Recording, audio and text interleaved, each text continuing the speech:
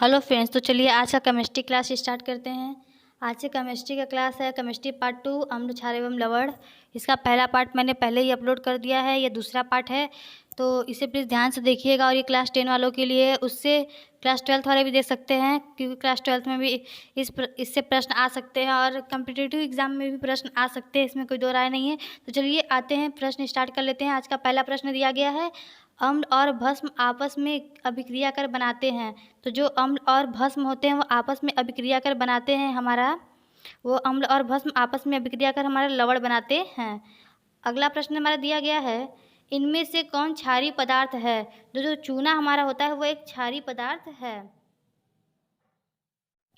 जो तीसरा प्रश्न दिया गया है, वैसे लवण जो भस्म के अपूर्ण उदासीनीकरण से बनते हैं वो हमारे क्या कहलाते हैं? वो हमारा भस्मी लवण कहलाते हैं।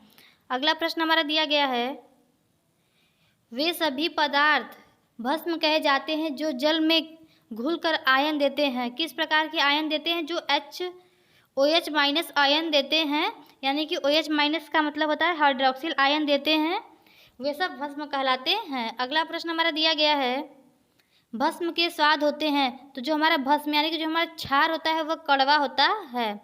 अगला प्रश्न दिया गया है, जिस भस्म के अणु जल में पूर्णतः आयनित होकर हाइड्रोक्साइड आयन देते हैं कहे जाते हैं। अब प्रश्न दिया गया, जिस भस्म के अणु जल में पूर्णतः आयनित होकर, तो पूर्णतः आयनित होंगे तो हमारे क्या कहलाएंगे? आ जाते हैं, एक बार देख लेते हैं। वो हमारे प्रबल भस्म कहलाते हैं, यानी कि प्रबल क्षार कहलाते हैं। ये इम्पॉर्टेंट प्रश्न है। अगला प्रश्न दिया गया है हमारा, निम्नांकित में कौन भस्मी लवण है? भस्मी लवण का मतलब क्या है? यानी कि मतलब लवण भी होना चाहिए, भस्म यानी कि उसमें क्षार भी होना चाहिए, यानी कि OH माइनस भी होना चाहिए। तो देखिए इसका ऑप्शन देख लीजिए, इसमें OH माइनस है कहाँ? तो इसमें एक ही जगह OH माइनस है, इसमें ZnOHCl में, तो हमारा यही भस्मी लवण हो जाएगा। अगला प्रश्न दिया गया है हमारा, निम्नांकित में सामान्य लवण है। सामान्य लवण का मतलब जैसे कि इसमें नहीं अम्ल क्षार कुछ भी ना हो, वो सामान्य लवण हो, तो उसमें सामान्य लवण हमारा कौन सा है? ये है Na2SO4, ये हमारा एक सामान्य लवण है। अगला प्रश्न दिया गया है, कौन सा पदार्थ लाल लिटमस को नीला कर देता है? तो जो हमारा क्षार होता है वो लाल लिटमस को नीला कर देता है, तो इसका राइट आंसर हो जाएगा क्षार। अगला प्रश्न दिया गया है, इनमें से कौन सा प्रबल क्षार है? प्रबल क्षार है, दुर्बल नहीं। तो जो MgOH का ट्वाइस है ये एक प्रबल क्षार है। अगला प्रश्न दिया गया है, लवण बनाने में कौन सा मूलक सहायक है? तो जो लवण बनाने में हमारा कौन सा मूलक सहायक है? लवण बनाने के लिए हमको अम्ल भी चाहिए और हमारा क्या चाहिए? क्षार भी चाहिए हमें। तो इसमें दिया है भस्मी मूलक और अम्लीय मूलक, यानी कि क्षारीय मूलक और अम्लीय मूलक, तो इसका राइट आंसर हो जाएगा A और B दोनों।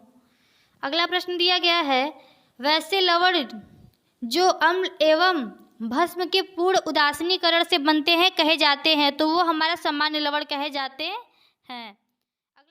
13वां प्रश्न दिया गया है, वैसे लवण जो अम्ल के अपूर्ण उदासीनीकरण से बनते हैं कहे जाते हैं, तो वो हमारा कौन सा अम्लीय लवण कहे जाते हैं। अगला प्रश्न दिया गया है, अम्ल और भस्म पदार्थ हैं, तो ये दोनों विपरीत गुण वाले हैं, क्योंकि अम्ल जो हमारा होता है वो खट्टा होता है और भस्म जो होता है हमारा वो कड़वा होता है। अगला प्रश्न दिया गया है, निम्नांकित में कौन अम्लीय लवण है? तो जिसपे H+ आयन होगा हमारा वो अम्लीय लवण होगा। तो ऑप्शन देख लीजिए एक बार, H+ आयन किस पे है? तो H+ आयन हमारा एक ही पे है, तो ये हमारा अम्लीय लवण हो जाएगा। अगला प्रश्न हमारा दिया गया है, निम्न में कौन प्रबल भस्म है? तो जो हमारा KOH है वो एक प्रबल भस्म है, यानी कि प्रबल क्षार है। अगला प्रश्न हमारा दिया गया है, जल में घुलनशील भस्म क्या कहलाते हैं? तो जो जल में घुलनशील भस्म होते हैं वह क्षार कहलाते हैं। अगला प्रश्न दिया गया है, वे पदार्थ जिनके स्वाद खट्टे होते हैं और जो नीले लिटमस के घोल को लाल बना देते हैं कहलाते हैं, तो वो हमारा अम्ल कहलाते हैं।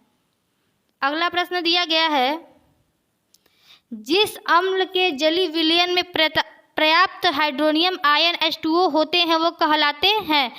तो ये हाइड्रोनियम आयन दिया है, तो इसका सूत्र हमारा ये गलत दे दिया है, इसे आप मत देखिएगा। तो इसका राइट आंसर हमारा हो जाएगा, वो कहलाते हैं प्रबल अम्ल। हाइड्रोनियम आयन का सूत्र हमारा होता है HO3O पे 1+। अगला प्रश्न दिया गया है हमारा, इनमें से कौन दुर्बल अम्ल है? तो जो हमारा दुर्बल अम्ल होता है वो ऑक्जेलिक अम्ल, इसमें ऑप्शन दिया गया है। ऑक्जेलिक अम्ल हमारा एक दुर्बल अम्ल है। ऑक्जेलिक अम्ल का सूत्र होता है C2H2O4। ये हमारा ऑक्जेलिक अम्ल का सूत्र होता है, इसे आप नोट कर लीजिएगा, ये बहुत जगह पूछा जाता है और ये बहुत ही इंपॉर्टेंट सूत्र है ऑक्जेलिक अम्ल का, आप इसे याद कर लीजिएगा एक बार। चलिए आते हैं अगले प्रश्न की तरफ।